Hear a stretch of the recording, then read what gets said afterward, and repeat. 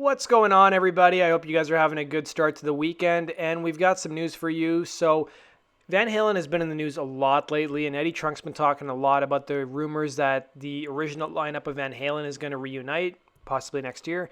And then Michael Anthony put out that statement basically quashing all those rumors. So Eddie Trunk was talking about it on his radio show, and he also talked about a conversation he had with Slash just before the Guns N' Roses reunion was announced back in late 2015. Here's the clip.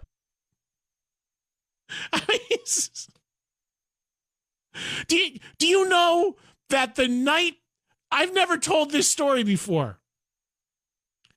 Slash and I are friends. Everyone knows that, right?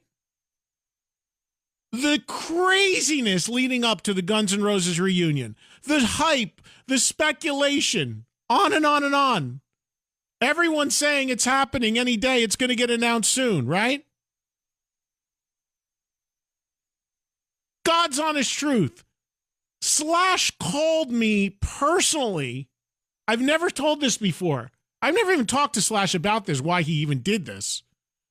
But I got to ask him one of these days. This totally dawned on me.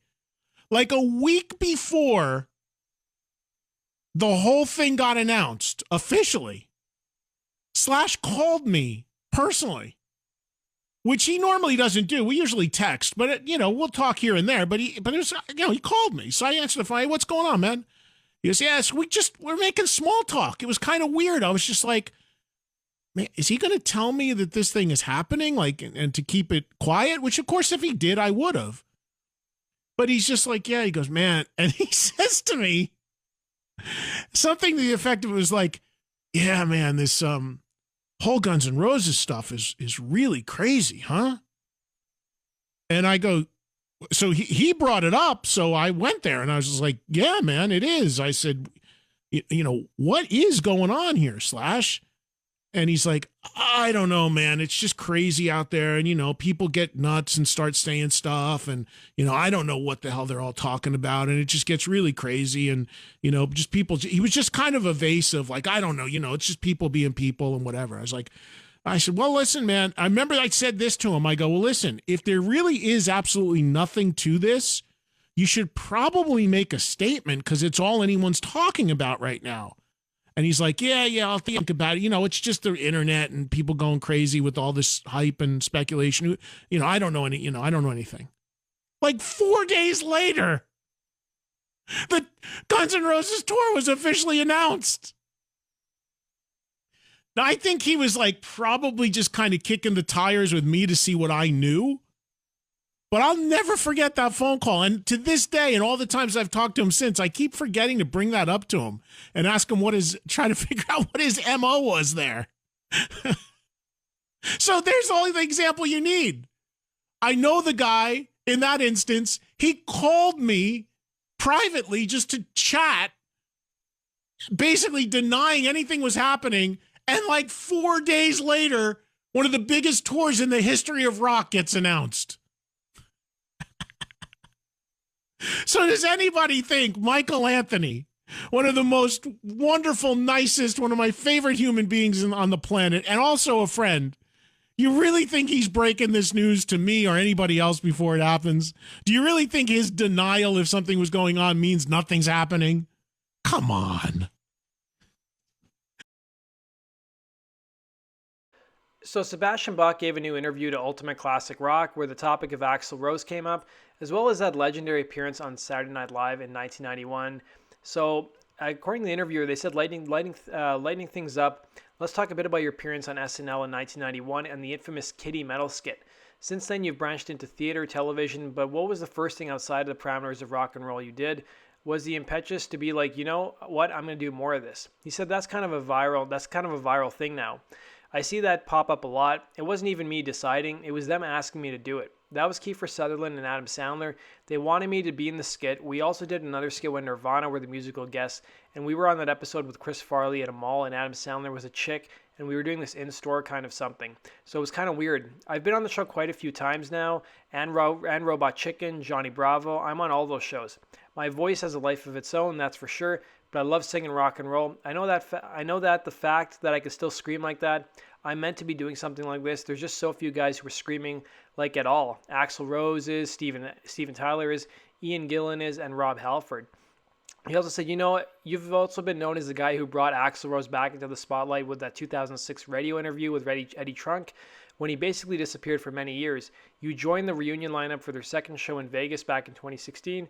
Did you have any idea how huge the whole thing was going to be with them mounting a tour almost through the end of this year? He said, well, there's very much professional jealousy because my band were too self-absorbed to even think about our 30th anniversary or re-releasing the old records on vinyl or putting out Oh Say You Can Scream on Blu-ray. Like obvious just doesn't happen for Skid Row fans. So in an interview that Slash did a couple months ago, but for some reason is surfacing online now, maybe because it's now on YouTube, he gave an interview with Mark Maron on his podcast, and he talked about how during the Velvet Revolver days, he avoided some steep fines in the UK. So in the UK, they just passed a law in 2007 where if you were caught smoking on stage or inside a pub or any kind of venue, you'd be fined $127 per cigarette per. So Slash said, I chain smoked, he told Mark Maron, and I couldn't handle not being able to smoke where I wanted. And he basically said I was at smoking at gigs and I was on tour in the UK and they told me the smoking ban's coming. And I said, you guys are going to have some serious problems. You know they're going to riot. It's not going to work.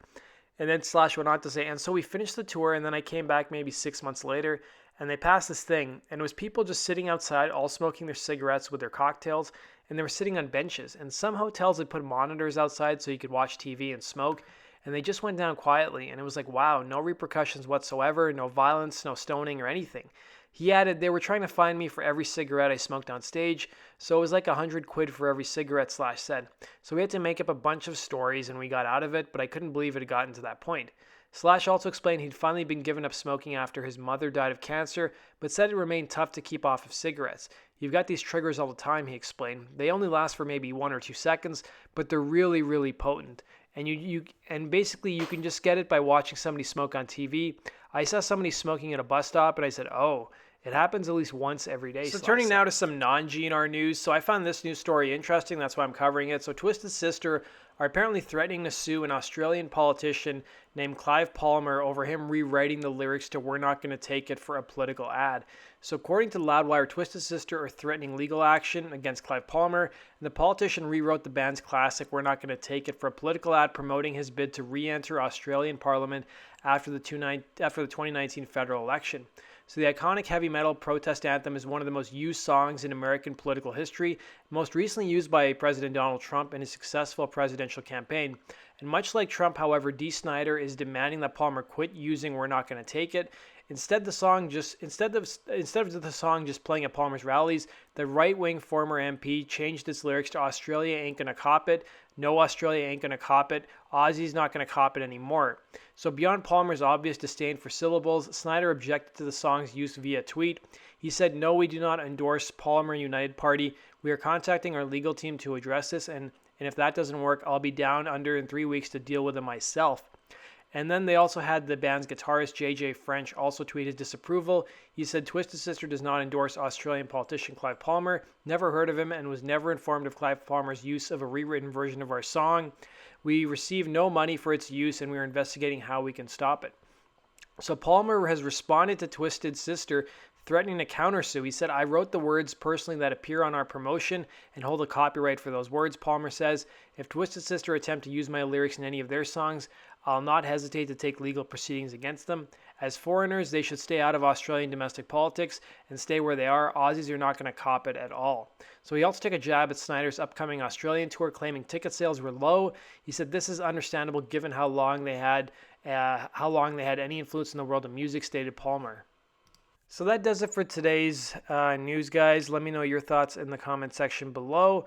And what do you guys make of Eddie Trunk's story about Slash calling him up before the GNR reunion? I do like the fact that Eddie Trunk is keeping metal alive, but I just find him such a blowhard, and he always loves to name drop, and he loves to brag about how he's friends with all these guys, and he's texting back and forth. It's like we really don't need those parts of his stories.